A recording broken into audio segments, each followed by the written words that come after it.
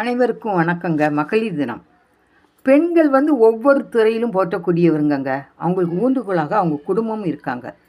உணவுத்துறை எடுத்துக்கோங்க, நிதித்துறை எடுத்துக்கோங்க, விளையாட்டுத்துறை எடுத்துக்கோங்க, மருத்துவம் எடுத்துக்கோங்க.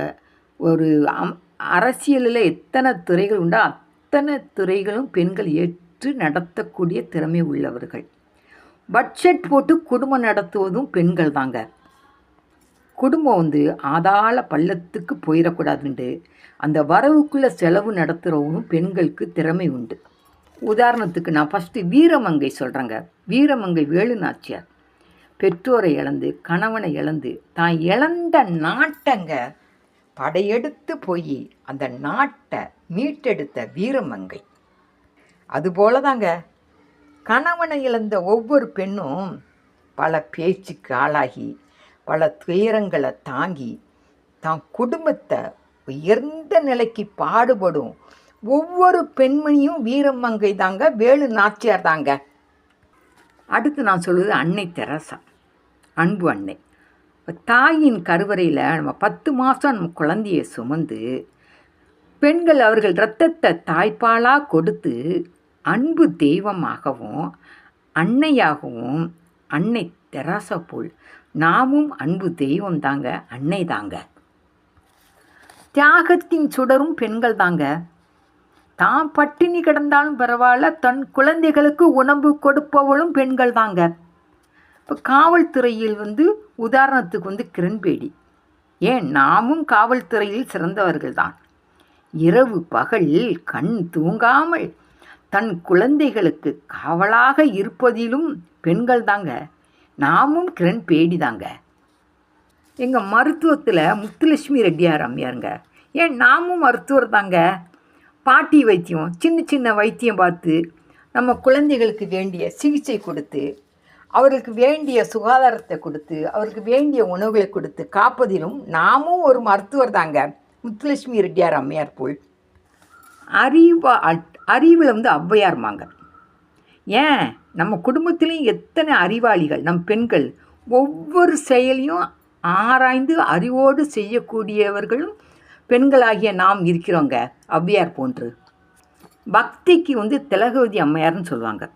ஏங்க, நம்ம வீட்டில் ஒரு பண்டிகை, ஒரு பூஜை நமஸ்காரம்னா தனியாளாக வீட்டெல்லாம் சுத்தப்படுத்தி பூஜை பண்ணி பக்தி மார்க்கத்தில் இறங்கி ஆன்மீகம் கற்றுக்கொண்டு பல பாடல்களை கற்றுக்கொண்டு எவ்வளோ பூஜை நமஸ்காரம் பண்ணுறோம். அப்போ நாமளும் பக்திக்கு உதாரணம் தானங்க, திலகவதி அம்மையார் போன்று. இப்போ தொழில்துறையில் சொல்கிறாங்க மல்லிகா சீனிவாசன். ஏன், அவங்க மல்லிகா சீனிவாசன் தொழில்துறையில் இருந்தாலும் வீட்டோட பொருளாதார சுமையை குறைப்பதற்கு பாடுபடும் பெண்களாகிய நாமும் ஒரு தொழில் அதிபர் தாங்க. மன உறுதியில் மாளவிகா ஹெக்டேம்பாங்க. ஏன், பெண்களாகிய நாம் நம்ம குடும்பத்தில் எத்தனை கஷ்டம் எத்தனை துன்பம் வந்தாலும் அதையும் தாங்கி கொண்டு மன உறுதியோடு இருந்து திறம்பட நம் குடும்பத்தை வழி நடத்துவதும் நாம் தானுங்க. மாளவிகா ஹெக்டே மாதிரி மன உறுதியுடன்.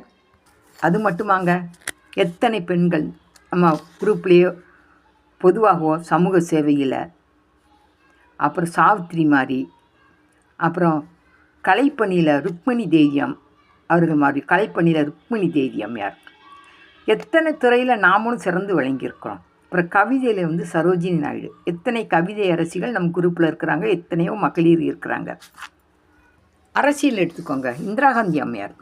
நம்ம நாட்டோட உயர்வுக்கும் நாட்டோட பேர் கெட்டு போகக்கூடாதுன்னு அதற்காக பாடுபட்டவர் இந்திரா காந்தி அம்மையார். ஒரு தைரியசாலி, ஒரு இரும்பு பெண்மணிங்க. ஏங்க, நம்ம குடும்பத்தில் நாமும் ஒரு இரும்பு பெண்மணி தாங்க. ஒரு குடும்பத்தில் அன்னையாக இருக்கோம், குழந்தைங்களுக்கு, கணவனுக்கு மனைவியாக, சகோதரன் சகோதரிக்கு சிறந்த சகோதரியாக, அப்புறம் அண்ணியாக, அத்தையாக, நாத்தனாராக, சித்தி பெரியமாக இருந்து நம்ம குடும்பத்தை அனுசரித்து குடும்பத்தை பெருமையை காப்பதிலும் குடும்பத்தின் பெருமையை காப்பதிலும் உயர்வுக்கும் பாடுபடும் பெண்களாகிய நாமும் ஒரு இந்திரா காந்தி அம்மையார் தாங்க. இது போக நிறைய துறையிலங்க, அரசியலில் என்னென்ன துறை உண்டோ அத்தனை துறையும் பெண்களாகிய நாம் எடுத்துக்கொண்டு நம் குடும்பம் சிறப்பாக வழிநடத்துவதற்கு உதவியாக இருக்கிறோம். பட்ஜெட் போட்டு குடும்பம் நடத்தி யார்கிட்டையும் கையேந்தாமல் இருப்பதற்கும் பெண்களாகிய நாமும் உஷாராக திறமைசாலி தாங்க. ஆனால் பெண் என்றாலே ஒரு திறமைசாலி தாங்க.